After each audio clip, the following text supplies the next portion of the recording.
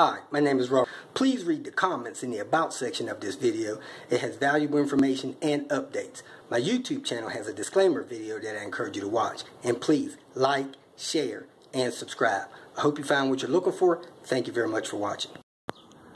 Okay, this is work day 10. I think I'm going to wrap everything up today. First thing I'm going to do is clean this engine compartment as best I can. I got the spray and some brushes.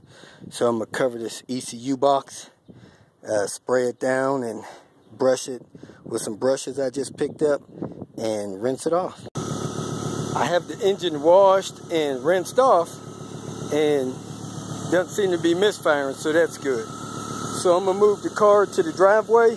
Here's the thermostat for the heated seat. And this wire was broken loose from the connector. So I'm going to secure that wire back in that connector and plug this back in. But in the meantime, I'm going to disconnect this box and plug it in my passenger side vehicle and see if it'll operate my vehicle. Because if not, this control box is probably out. It's dated 92, so who knows, maybe the box shorted out somehow. Okay, I plugged this control box into my vehicle, couldn't get any action out of it either, so I think something inside the control box blew, so I'm going to try to open it up, see if there's a fuse or something in there. It had two tabs on both sides. It came open real easy, so I don't see any fuse per se, but there are some components in there that I guess could have gone bad or burnt. Let me smell it, see if I can smell anything. Well, this piece up here smells a little burnt. A couple of these other little copper strands smell a little burnt. So maybe this thing shorted out somehow.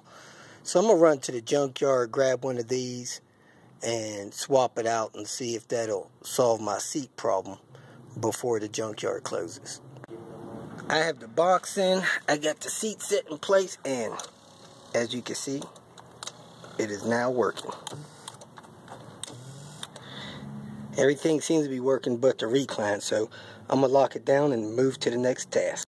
Next, I'm going to put a little brace in this dash spot here because I think this mount all the way on the left side is damaged, and this will hold this dash up and stop it from making too much of a racket, and may even hold it and keep it from getting any more damage. Okay, so I made a bracket out of a piece of brass that I used to fix the dash mounts, and I drilled a hole big enough for the screw to screw through in the bracket.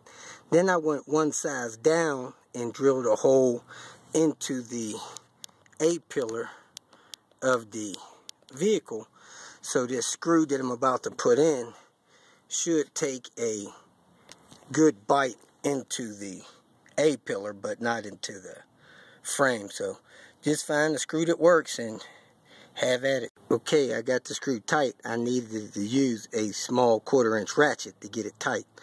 So it did pull the dash up against the firewall, and that should be good to go. Hopefully we'll have no more issue with dash mounts. Do the same to the other side if you have creaking over there. Now if you have the unbroken piece like this, it'll cover that screw and bracket that you put in there, but this one's already broke, so it's exposed, no big deal. Next, I'm going to install the timing belt cover, put the spark plugs in, and then secure this fuel line and that stuff there.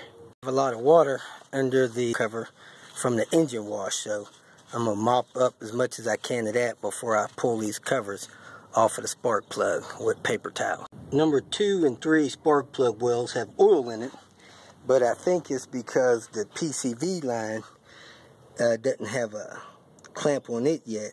I'm about to put a clamp on it.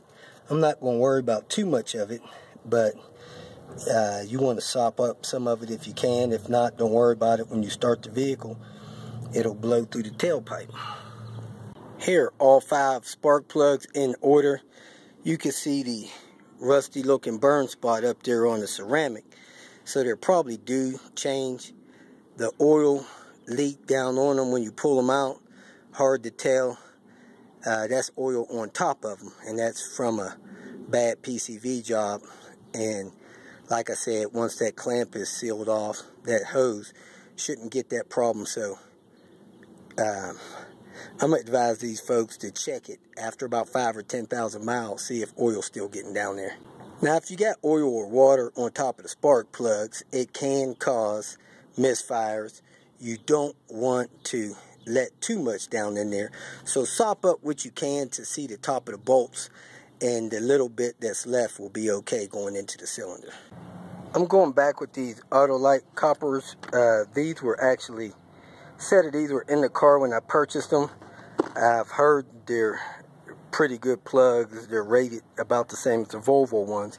So I'll communicate with the people, see how long they last, see what kind of fuel economy they get, and look forward to replacing them in 30,000 miles, see how they look. These plugs are not gapped correctly, so I'm re-gapping them. Part number on there is 3923, and you have to thread the washer on them because it's not on there when you pull them out of the box. Looking at the tips of the plugs, number 2 didn't look good, and number 4 looked actually fouled.